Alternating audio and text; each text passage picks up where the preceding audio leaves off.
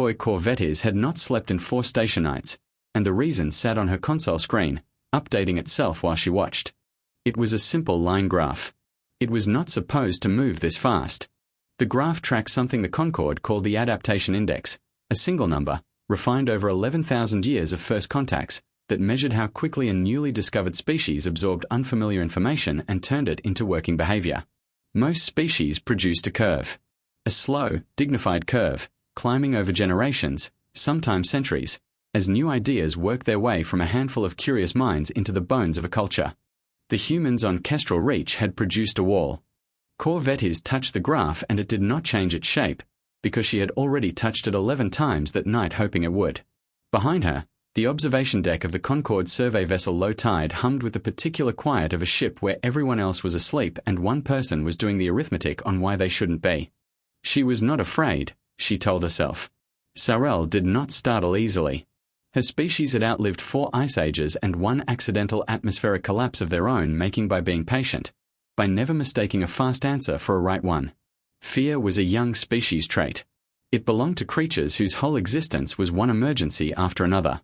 She looked at the graph again. Perhaps, she thought, that was exactly the problem. She had grown up on Sealand Prime, on the terraced highlands above the Long Bay, in a family that had farmed the same slope of trellis vine for 11 generations, using methods refined so slowly and so carefully that her grandmother's grandmother would have recognized every tool in the shed. That was not backwardness.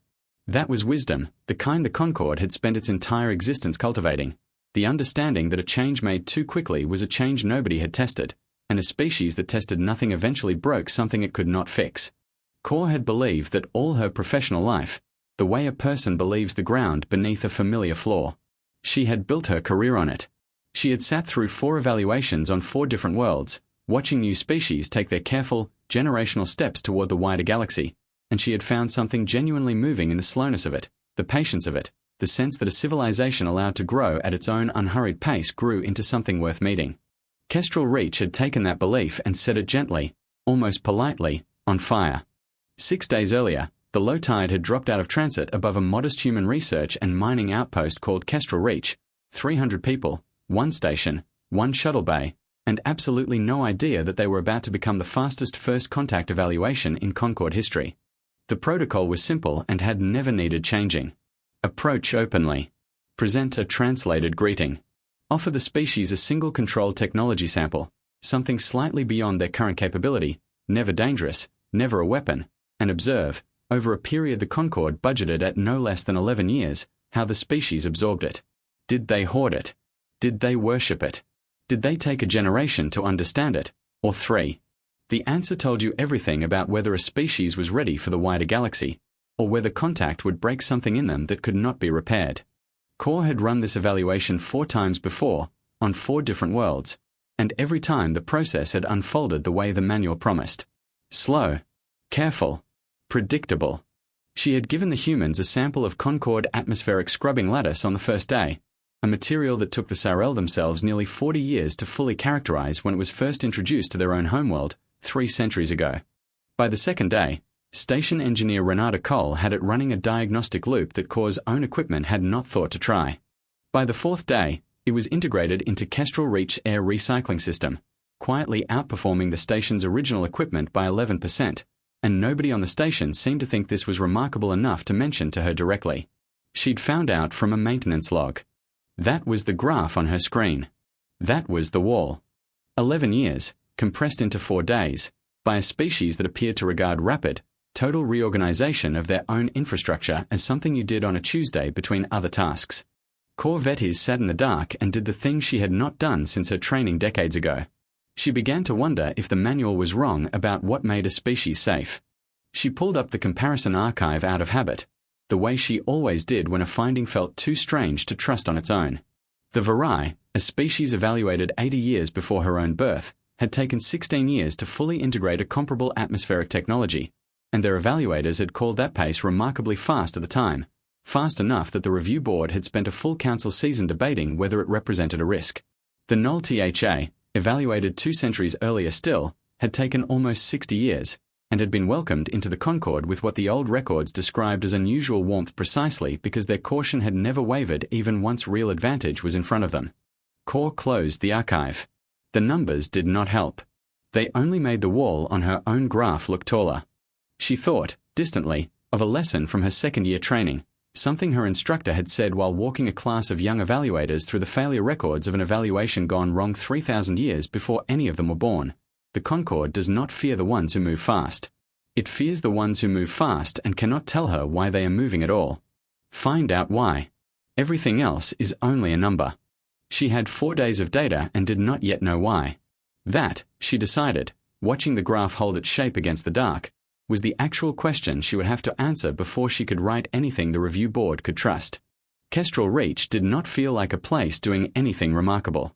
It felt, to the two humans currently arguing in its command module, like a place with a broken coolant valve, a first contact envoy who kept staring at people like they'd grown a second head, and 11 days until the next supply run.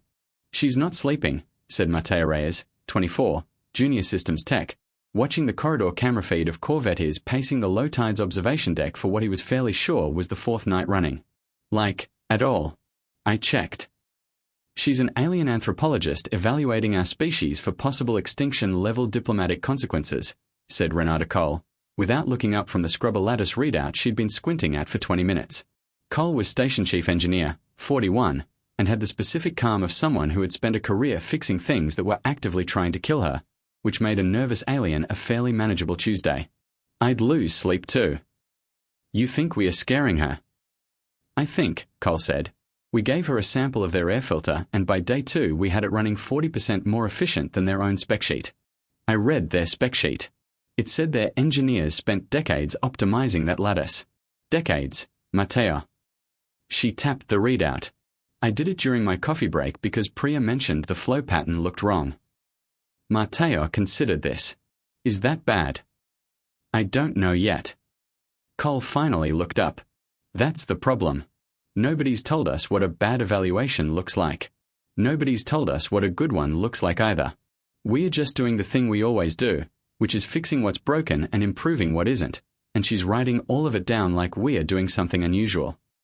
Mateo leaned against the doorframe, arms crossed, watching the feed keep looping the same stretch of empty observation deck.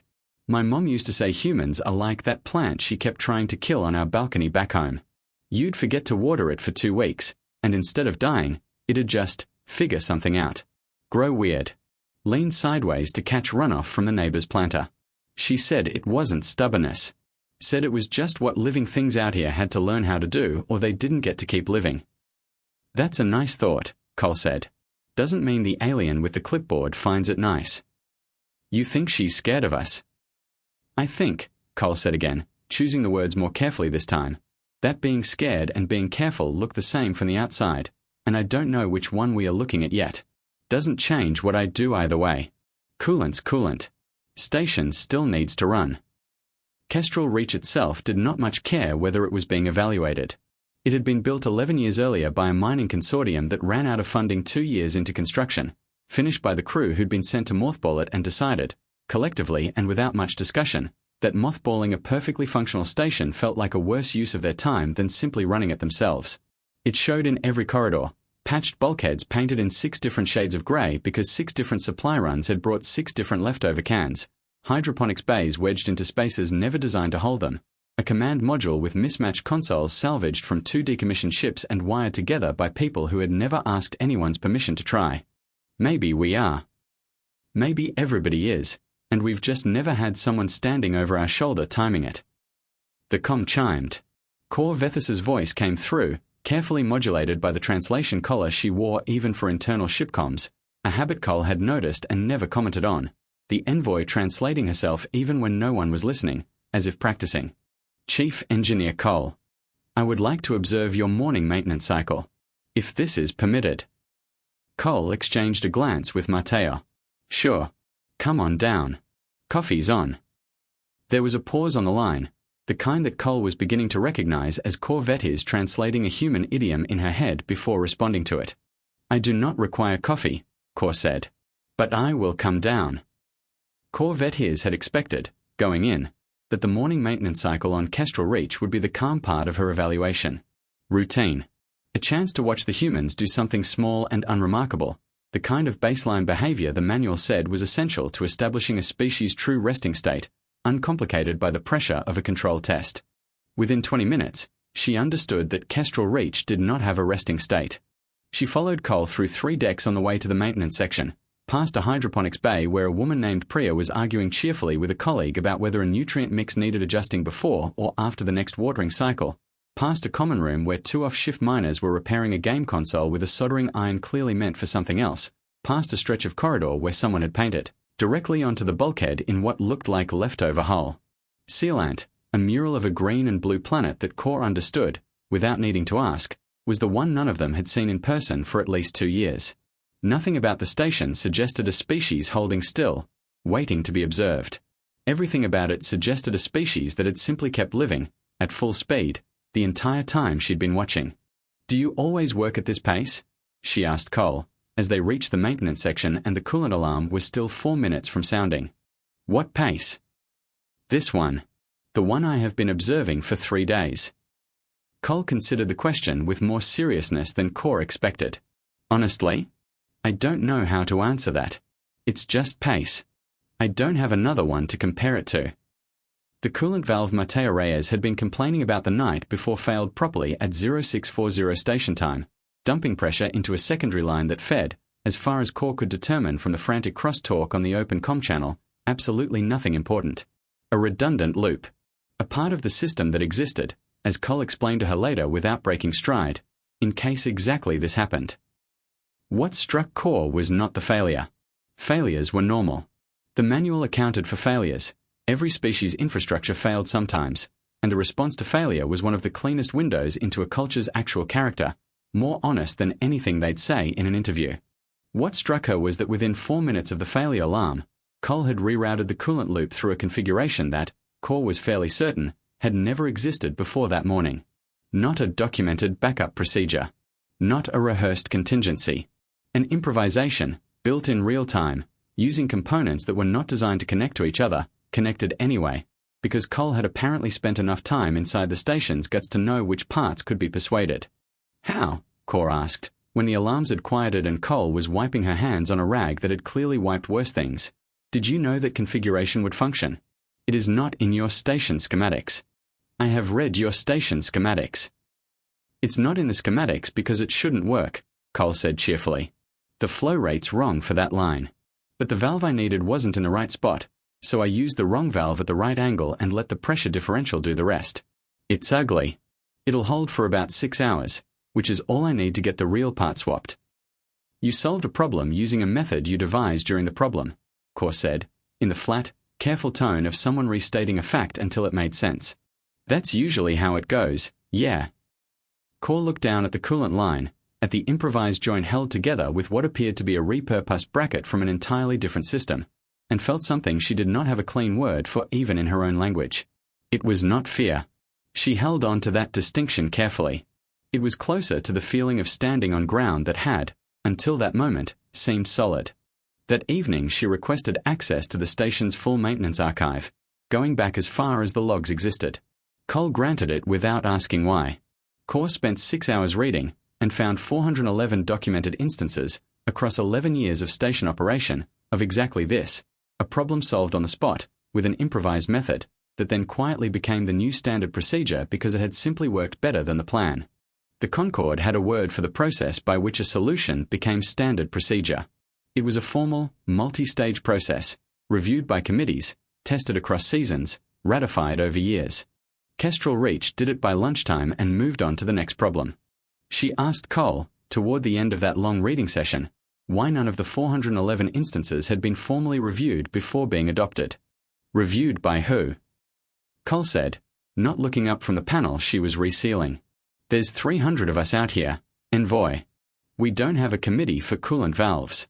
We've got me, and the 2 other engineers on rotation, and if something works and it doesn't kill anybody, it goes in the log and we move on to the next thing that's broken, because something is always broken. That's not recklessness. That's just what happens 11 light years from the nearest supply depot."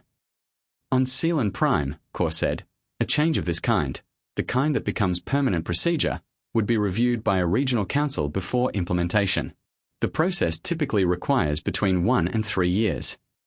Cole finally looked up at that, and Core watched something cross the engineer's face that was not quite disbelief and not quite pity, something closer to the specific human expression she was beginning to learn meant a person recalculating how much they'd taken for granted.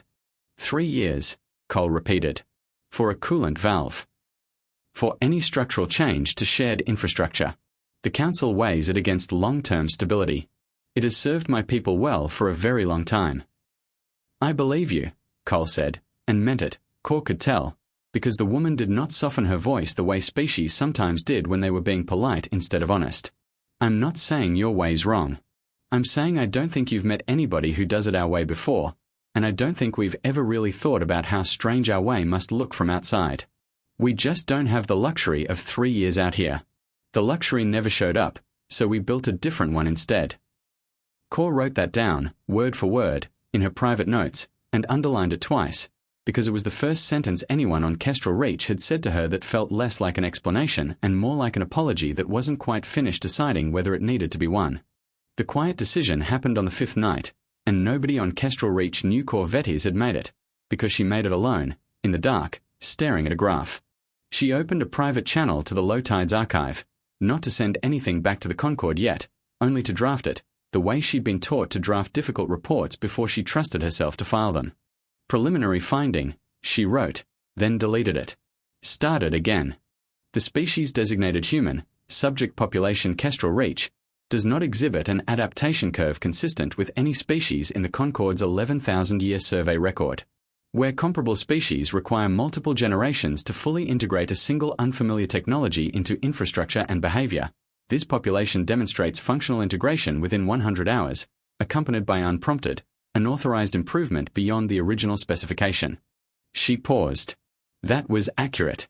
It was also, she knew, the kind of sentence that, filed with the wrong framing, read by the wrong committee, got a species classified not as promising, but as a containment risk. The Concorde's history was long, and buried in the oldest layers of it, back before her own species had joined, there were precedents for what happened to a young species whose growth curve looked less like promise and less like danger, and instead looked like something the evaluators simply could not predict. Unpredictable was the word that frightened the Concorde more than dangerous ever had.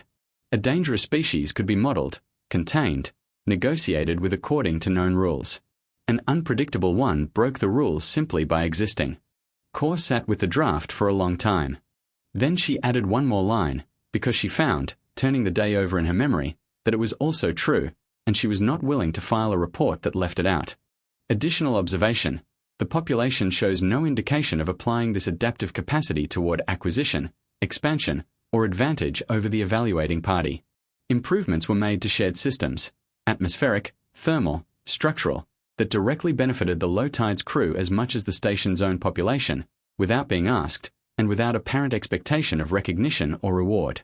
She read that line 3 times. It did not resolve the fear, but it complicated it in a way that felt, to her, important to preserve. She thought, not for the first time that week, about the Kelevar. It was not a comparison she was proud of making, and she had made it 3 times already since arriving at Kestrel Reach, each time telling herself it was the last. The Kelevar were the reason the manual existed in its current, cautious form at all, a species discovered 9,000 years ago, before the Concorde had settled on its slow, careful protocols, back when first contact was conducted with considerably less patience. The old records were thin and uncomfortable to read.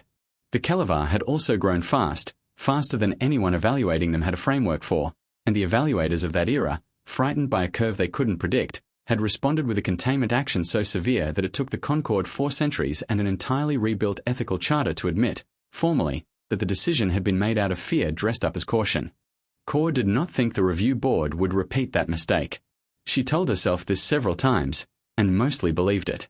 But she also understood, with the clarity of someone reading old shame in an official archive, that the only reason it would not be repeated was because someone in the evaluation chain had to be willing to write the uncomfortable, complicating line instead of the simple, safe one. She had added her line. She intended to keep adding lines like it for as long as this evaluation lasted, whatever the report ultimately concluded. She saved the draft, unsent, and made a decision she did not tell anyone about yet. She would extend the evaluation window by requesting one additional test. Not from the manual. One of her own design. She wanted to see what humans did not when things were working, but when something actually went wrong for both sides at once. She did not have to wait long to find out. The asteroid cluster that clipped Kestrel Reach outer debris field arrived 9 hours after Core filed her extended evaluation request, and it arrived with almost no warning, because Kestrel Reach Early Detection Array had been the thing Renata Cole was quietly planning to upgrade next quarter, and next quarter had not come yet. It was not a large cluster. In Concorde terms, it barely qualified as a hazard, a scattering of debris from a long-dead moon, moving at a velocity that Core's own ship could have sidestepped with 11 minutes of unhurried maneuvering. Kestrel Reach did not have 11 minutes. It had 4, and it could not move at all, because it was a fixed station bolted to an asteroid of its own, and the debris field was going to pass directly through its outer ring. Core Vetis watched the alarm light up the low tides bridge and felt, for the first time since arriving, something the manual would have recognized without hesitation. Not curiosity. Not the careful unease of a wall on a graph. This was simpler and older. 2 vessels, 1 debris field, for minutes, and a species she had spent 5 days deciding she did not understand. Envoy Vetis. Cole's voice came through the emergency channel, flat and fast, none of the warmth from the coffee conversation left in it, all business. Your ship's shielding is rated for this, ours isn't. I need you to move the low tide to block the wider spread of the debris cone, and I need you to do it now, because if you don't, it's going to take out our outer ring and possibly your ship anyway from the secondary scatter. Core's translation collar rendered this instantly, and she understood every word, and still needed a full second to process what was being asked, because it did not match anything in the manual's contact protocols. The station was not asking her to save it. The station was giving her tactical instructions, correctly, immediately, based on an analysis of relative shielding capacity that Cole could not possibly have had time to calculate from scratch. How do you know the rating of my shielding? Core said. I don't, exactly. I'm estimating from your whole profile and guessing Concorde Tech runs about a class ahead of ours, and I need you to move now or I'm doing this with our thrusters and we lose the ring anyway, so pick. Core picked. It was, she would understand only later, the fastest decision of her professional life, faster than any decision the manual's careful, generational framework had ever asked of her, and she made it not because she had calculated her way past the fear but because there had been no time left in which fear could finish forming. She gave the order in a voice that came out steadier than she felt, and the low tide zone systems, built for exactly this kind of maneuver and nothing like the urgency now being asked of them, groaned as a pilot officer threw them into a burn the ship specifications rated as inadvisable outside of combat conditions. The stars outside the observation port smeared sideways. On the bridge, the pilot officer, a younger Sarel named Thessa, who had never once in 3 years of service raised her voice, was saying something rapid and clipped into her own console that Core's translation collar rendered, oddly, as a string of numbers rather than words, because there had been no time to translate them into anything but the numbers themselves. The low tide angled itself into the debris cone's wider spread, and for 90 seconds the ship's shields lit with 100 small impacts that would have, Core knew with the clean certainty of someone who had run the numbers 1,000 times before, torn through Kestrel Reach's outer ring and killed everyone in the maintenance section where Martea Reyes happened to be working that morning. But 90 seconds was not the whole 4 minutes, and the calculation Cole had made in the time it took to give an order was not the whole calculation. A secondary piece of the field, smaller, faster, had scattered wide off the low-tide shields at an angle nobody had modeled, and it was going to clip the station's fuel storage ring regardless. Core saw it on her own sensors 11 seconds before it would have hit. 11 seconds. She would turn that number over many times in the days that followed, because 11 seconds was, by any Concorde standard, nowhere near enough time to warn a species, confirm they had received the warning, and trust them to act correctly on it. The manual's own emergency contact protocols assumed a minimum response window of 90 seconds for any species below a certain technological threshold, on the theory that panic alone consumed the first 60. Core had 11, and no protocol at all that covered what to do with them, and so she did the only thing that felt like it might matter. She opened the channel and started talking before she had finished deciding what to say, trusting, in a way that startled her even as she did it, that the humans on the other end would understand her faster than she could finish explaining. She opened the channel to warn them. She did not get the chance to finish the sentence. Martea Reyes was not supposed to be anywhere near the fuel ring that morning. He was supposed to be in the maintenance section, which was, as it happened, exactly where Cole had wanted him, specifically so he would not be near the fuel ring, because the fuel ring was the one part of Kestrel Reach that could turn a bad morning into a very short one. He was near the fuel ring because a valve reading 20 minutes earlier had looked wrong to him in a way he couldn't fully explain to Cole over comms fast enough, so he'd gone to look at it himself instead of waiting for someone with more experience to be free, and that decision, made for no more dramatic a reason than a number on a screen looking slightly off, put him exactly where the scattered debris was 11 seconds from arriving. He was 24 years old and had been on Kestrel Reach for 2 years, long enough to have stopped thinking of it as remote and started thinking of it as simply where he lived, in the specific way a place stops being a posting and starts being home once you've fixed enough of it with your own hands. He had grown up in a coastal city that flooded twice a year with a regularity nobody bothered calling a disaster anymore, just weather, just the thing you plan around, and he sometimes thought that was probably why none of this, the vacuum outside, the alien Envoy, the valve that could kill him if he read it wrong, felt as strange to him as it apparently looked to Corvette is. Somewhere had always been trying to kill him a little. He just never had reason to call it anything but Tuesday. He heard Corvethis's voice come through on the open channel, cut off mid-warning, and heard Cole's voice half a second later, already moving past warning into instruction, the two overlapping in a way that should have been chaos and instead, Matteo would think later, sounded like two people who had somehow, in the space of 5 days, learned to finish each other's sentences under pressure. Secondary debris, fuel ring, get clear. Manual purge valve, North Junction, now, don't wait for confirmation. Matteo did not wait for confirmation. He had never actually operated the manual purge sequence outside of a training simulation 2 years ago, and the training simulation had given him 90 seconds to think about it. He had 4. He grabbed the valve, turned it the way muscle memory insisted it should turn even though his conscious mind was still catching up to the decision, and dropped the fuel ring's local pressure by 60% in the time it took him to exhale once. It was not a clean solution. 60% was not the correct purge amount for this scenario. The correct amount, calculated properly, with time, would have been closer to 40, preserving more of the fuel reserve. But 40% took a calculation he did not have 4 seconds to run, and 60% was a number his hands remembered from a drill, close enough, safe enough, fast enough. The debris clipped the ring 8 seconds later. It found a ring with almost nothing left in it to ignite. Matteo sat down hard on the deck plating, hands shaking, and became aware, in the sudden ringing quiet after the alarm cut out, that he had just made a decision that a Concorde safety board would have taken, according to what Cole had told him about the manual back when this all started, 11 months of committee review to formally authorize. He'd had 4 seconds.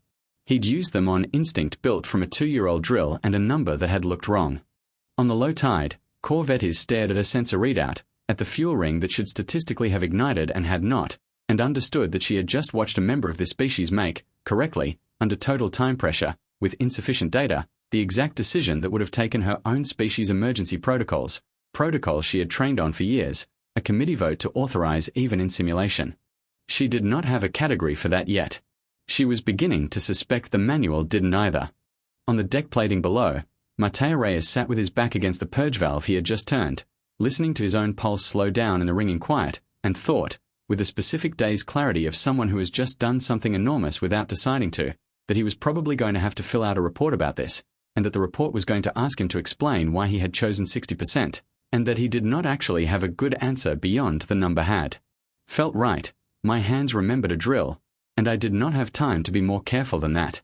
He did not yet know that the woman watching from the alien ship overhead had just spent the same 4 seconds arriving at a conclusion that would eventually reshape 11,000 years of Concorde policy. He only knew that the fuel ring hadn't gone up, that his hands were shaking now that there was finally time for them to, and that somewhere down the corridor Cole was already calling his name to make sure he was still in one piece. He got up, checked the valve twice out of habit even though the crisis had already passed, and went to tell her he was fine, because that was the next thing that needed doing, and on Kestrel Reach the next thing that needed doing rarely waited for anyone to finish being afraid first. The debris field passed. The station held. Nobody died, which on Kestrel Reach counted, Cole would say afterward with the specific dry humor of someone coming down off an adrenaline spike, as a genuinely good morning.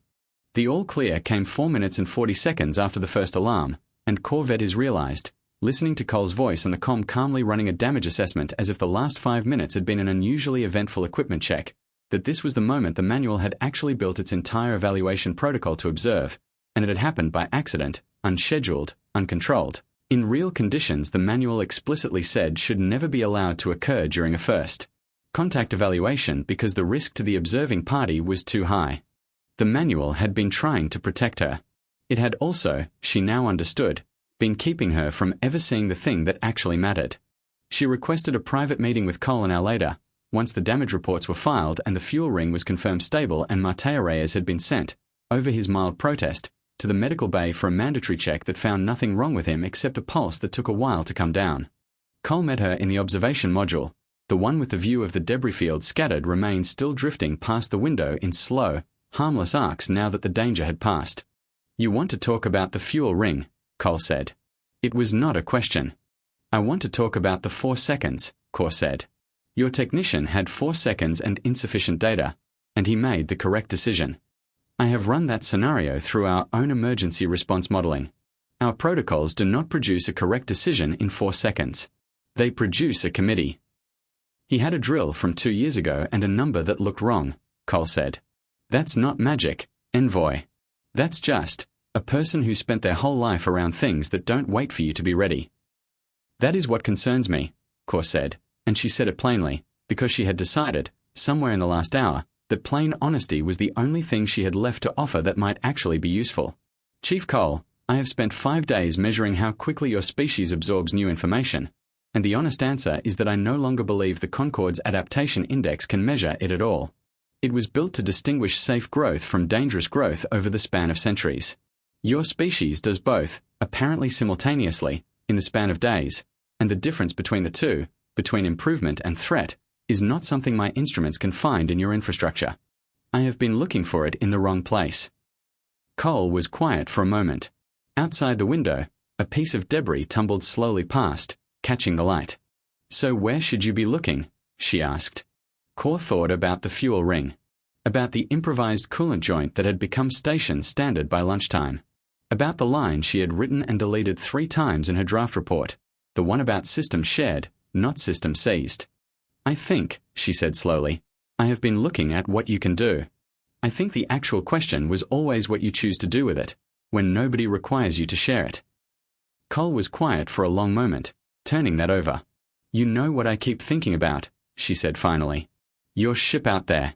11,000 years, you said, of doing this the same careful way. And somewhere in there had to have been at least one species you looked at and thought, this one's dangerous, we need to slow it down or shut it out. What happened to them?" Core's expression did something complicated, something her translation collar did not have a clean human equivalent for and simply left alone. "There is a name in our oldest records," she said.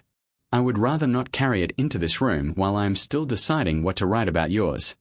I will say only that my people learned, a very long time ago and at real cost, that fear and caution can look identical from the inside, and that the difference between them matters enormously to the species standing on the other end of the decision." "That's not really an answer." "No," Core agreed. "It is the closest thing to one I am willing to give before I have finished my own report. I would rather you judge me on what I write than on what I am still afraid of." Cole seemed to accept that, or at least to set it aside for later, the way Core was beginning to understand humans did with things too large to resolve on the spot, filed, not forgotten, revisited when there was time. "Fair enough," she said. "For what it's worth, Envoy, whatever you write, I hope it's the honest version. Not the safe one." "I am beginning to suspect," Core said, "that on this station, those may turn out to be the same thing." Core Vetis filed her final report on the 9th day, and she filed it alone, in the same seat on the observation deck where she had spent 4 sleepless nights watching a graph climb a wall it shouldn't have been able to climb. She had rewritten it 6 times. Not because the facts changed. The facts, once she stopped trying to force them into the shape the manual expected, were simple enough to state plainly, and she made herself do exactly that. The species-designated human does not follow the adaptation index as the Concord has defined it, she wrote. Comparable species require generations to integrate unfamiliar technology into infrastructure and behavior. This population achieves functional, improved integration within days, and this capacity does not appear to be an occasional peak performance but a baseline operating state, present in a junior technician under emergency conditions as reliably as in senior engineering staff under routine ones. The Concord's existing framework classifies rapid, unpredictable capability growth as a containment tier risk factor, regardless of intent, because historically the growth curve alone has been sufficient to justify caution. I recommend against this classification for the following reason, which I ask the review board to weigh carefully rather than dismiss as sentiment. She paused there, the way she had paused over this exact line for 2 of her 6 drafts, because it was the line that mattered most and the hardest to prove with instruments.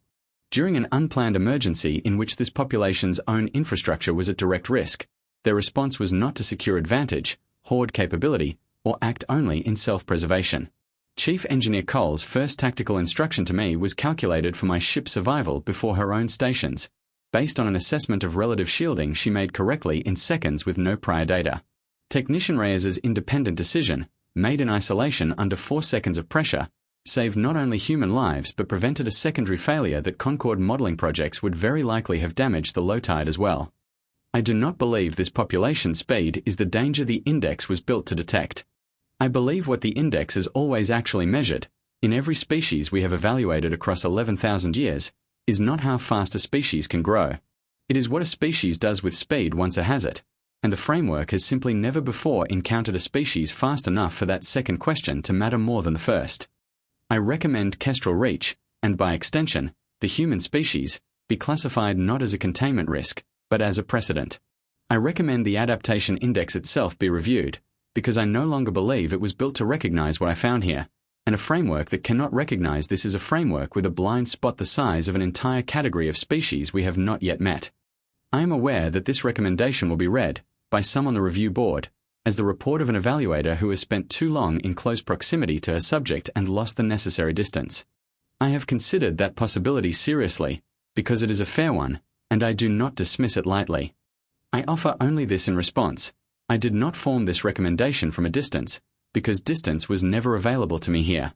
I formed it standing in a corridor while a technician half my professional age made, correctly, in 4 seconds, a decision our own emergency protocols would require months to formally authorize. I formed it watching an engineer choose my ship's survival over her own stations in the same breath she was fighting to save both. A framework that asks its evaluators to remain distant from what they are measuring was built for species that give you the luxury of distance. This one does not, and I do not believe that failure to hold still is evidence of danger. I believe it is simply evidence that they have never once, in their recorded history, been given the choice to slow down and taken it. I do not ask the review board to trust my instincts. I ask only that they read the maintenance logs I have attached, the sensor data from the debris incident, and Technician Reyes's own account, given freely and without editing, of what he was thinking in the 4 seconds before he acted. I believe the evidence speaks more clearly than I can. She attached the logs. She attached Matea's account, transcribed exactly as he had given it to her that morning, sitting on an overturned crate in the maintenance bay, still slightly hoarse from adrenaline 2 days gone. The valve looked wrong. I didn't have time to be sure, so I did the thing my hands remembered and hoped it was enough. She had read that sentence more times than any other line in the report, and each time she read it, she found it said something about the species she was evaluating that no instrument on the low tide could have measured on its own. She sent it before she could draft it a 7th time. The response took 3 days to arrive, because even a Concorde review board moving with unusual urgency still moved at Concorde speed, and Core had made her peace with the wait by spending those 3 days doing something the manual had never once suggested and that she found, somewhat to her own surprise, she wanted to do anyway. She stopped observing Kestrel Reach from the low tide sensors, and she started simply being on the station. She sat with Matea Reyes while he ran diagnostics he no longer needed her permission to explain. She watched Renata Cole teach a newer tech the same improvised coolant fix that had, exactly as the maintenance logs predicted, already become the station's new standard procedure, filed and documented within 48 hours of the debris incident, no committee required. On the second evening, Cole found her in the observation module again, the same seat, the same window, and set 2 mugs down without asking whether Core wanted one this time. "It's not coffee," Cole said. "It's the tea Priya grows in the hydroponics bay. Figured you'd earn trying it, since apparently you're the reason we are not a smoking hole in the asteroid belt right now." "I did very little," Core said. "You and Technician Reyes did the difficult part in 4 seconds. I only moved a ship." "You moved a ship correctly, with about a second and a half of information, because you trusted a stranger's tactical call over your own protocol," Cole said. "I've read your species is not supposed to do that." Priya looked it up. 11-year evaluation windows. Very careful people. "We are," Core agreed. "I do not entirely know what I did instead." Cole sat down across from her, turning her mug slowly in both hands. "For what it's worth," she said, "and I don't know if this is the kind of thing that goes in your report, we noticed that you moved fast. We don't get a lot of that from outside. Mostly the last 5 days we've been bracing for you to decide we're a problem to be managed instead of, I don't know, neighbors. Core considered the tea. It was unfamiliar, slightly bitter, not unpleasant. I wrote in my report, she said, that I do not believe your species speed is the danger my index was built to find. I believe it is something my index was never built to look for at all, which is very nearly the more frightening possibility, because it means my whole framework has a shape missing from it, and I do not yet know how large that missing shape is. That's a very careful way of saying you're scared, Cole said, not unkindly. Yes, Core said, and found, saying it out loud in her own translated voice, that it did not feel like a young species failing after all. It felt like an honest description of standing somewhere new. I believe it is. Can I tell you something that might not help? Cole said. Please. We are scared too. Not of you, particularly. You seem all right, Envoy, for someone who spent 4 nights not sleeping over a coolant lattice. Scared of what happens after your report goes wherever it goes. We didn't ask to be evaluated. We didn't know your Concord existed 9 days ago. Now apparently there's a number somewhere with our species name on it, and depending which way that number points, we either get to keep existing the way we like existing, or something changes that none of us get a vote on. That's not a comfortable thing to sit with either, while you're up on your ship deciding how to describe us to people we've never met. Core set down her mug. I had not considered, she said slowly, that the fear might run in both directions at once. Why wouldn't it? You've got a species you can't predict, sitting outside your window. We've got a species we can't predict, sitting outside ours, deciding what we are. Seems like a pretty even trade to me. Core looked at her for a long moment, and something in her posture, Cole would describe it later, trying to explain the moment to Mateo, as the alien equivalent of someone setting down a weight they hadn't noticed they were carrying, eased slightly. Then I will tell you plainly what I have not yet told my own review board, because I have not finished deciding how to say it formally, Core said. I do not believe, after 9 days here, that your species requires containing. I believe you require, more than anything else I have observed, to be met honestly, by someone willing to say when they do not yet understand what they are looking at. I intend to be that person, for as long as this evaluation lasts. Cole raised her mug slightly, an oddly formal gesture in the middle of an otherwise casual conversation. I'll drink to that, even if it's not coffee. The review board's answer came through on the morning of the 12th day, and Corvette has read it standing on Kestrel Reach's observation deck instead of the low tides, because somewhere in the last 3 days she had stopped preferring her own ship's silence to the station's noise. The board had not rejected her recommendation. They had not fully accepted it either. No framework 11,000 years old changed direction in 12 days, and Core had not expected it to. What they had done, in the flat, careful language of a body that took itself seriously, was authorize something the manual had never contained a provision for. A second evaluator, senior to Core, would be dispatched to observe Kestrel Reach and, if her findings matched, begin the formal, multi-year process of revising the adaptation index itself. Multi-year, Core thought, reading it. They still do not entirely understand what they are dealing with, but they are listening. That, for a framework this old, was close enough to fast that she allowed herself something she rarely permitted in front of others.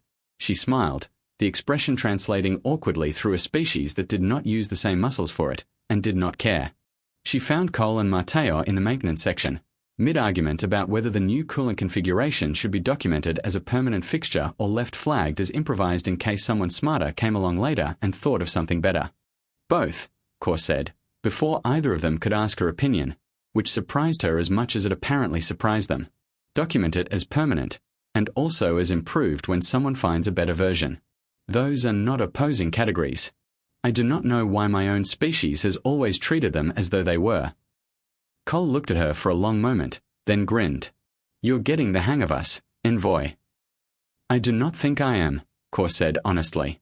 I think I am beginning to understand that I was never going to be able to get ahead of you, and that the correct response to that was never fear.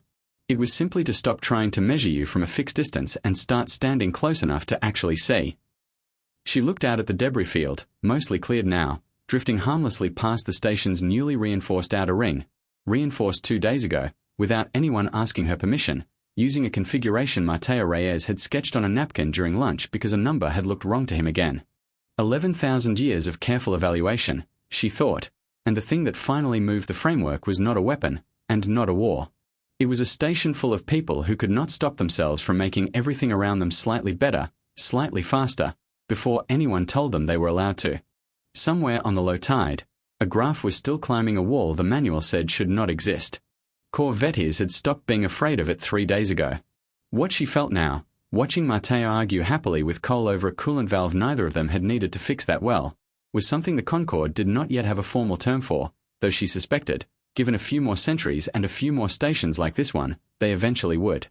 It was closer to hope than anything in her training had prepared her to recognize. She thought about the graph one more time, the one that had kept her from sleep for 4 straight nights at the start of all this, the wall it had climbed that the manual said should not exist. She understood now that the wall had never been the danger. The wall had only ever been the shape of a question the Concorde had not known how to ask yet. Not how fast can you grow, but what kind of people do you become in the growing?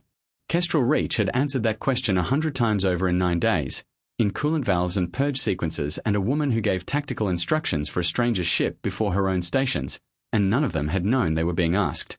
Matteo caught her looking out at the debris field and came to stand beside her, still faintly sunburned from an afternoon spent outside the hull checking the new reinforcement by hand because the diagnostic drone had been busy with something else. "You look like someone who just figured something out," he said. "I believe I have," Kor said. "I came here to measure how quickly your species learns. I am leaving having learned something myself, which the manual did not tell me to expect, and which I am fairly certain no manual could have prepared me for regardless." "Yeah." Matteo grinned, the easy, unguarded grin of someone who had nearly died 9 days ago and had already, in the specific human way Kor was still learning to recognize, mostly moved past it. "What did you learn?" Kor considered the question seriously, the way she considered every question now, because she had stopped trusting herself to answer quickly even when a quick answer was available. "That the thing I was sent to measure and the thing that actually mattered were never the same thing," she said. "And that I very nearly filed a report that only answered the first one." Matteo didn't fully understand that, she could tell, but he nodded anyway, the way people nod at something they suspect they'll understand better later, and went back to arguing with Cole about the coolant valve, and the two of them slid easily back into the same overlapping, half-finished sentence rhythm Kor had first heard on the emergency channel 9 days earlier. The rhythm she now understood was not chaos at all, but something closer to a language this whole station spoke fluently and had never once needed a manual to learn. By the time the second evaluator arrived, the humans would already have improved the docking bay she was scheduled to land in. Nobody would think to mention it as remarkable. It would simply, by then, be Tuesday.